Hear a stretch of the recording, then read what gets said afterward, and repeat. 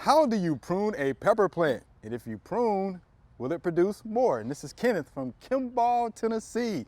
So there's your pepper plant pruning question for today, huh? So I'll admit that I don't get a lot of questions about pruning peppers. Okay, I'm surprised. So there's a couple interesting things there. One is that I have actually pruned a lot of peppers because it's common in greenhouse hydroponic production, and so it's really to form the architecture of the plant to support the fruit. All right. But in the garden, I would say it's possible, but certainly we won't guarantee that you will get more fruit when you prune. And so we'll back up a second. Because that's what you're looking for, right? When you're pruning, you're looking for more fruit. So what we do is we're essentially removing the main growing point, and we're then stimulating the growth of secondary growing points.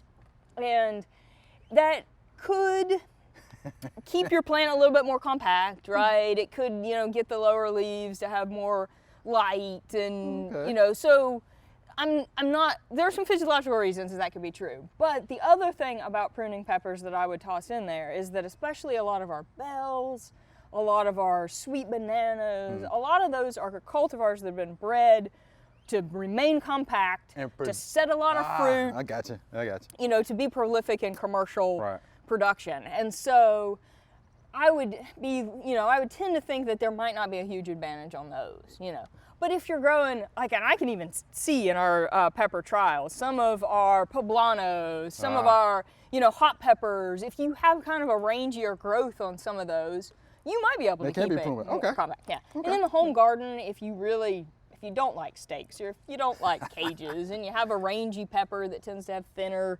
branches that could break, But I would say, start gently. Start gently. Yeah. Okay, gently. But you're right, some of the peppers have been bred now to be more compact and produce a lot of fruit. Yeah. So maybe look into some of those varieties there. Yeah. But hey, we're researchers, right? Just do both and see what happens. There you go. Thanks for watching the video. We hope you enjoyed. To subscribe, click below.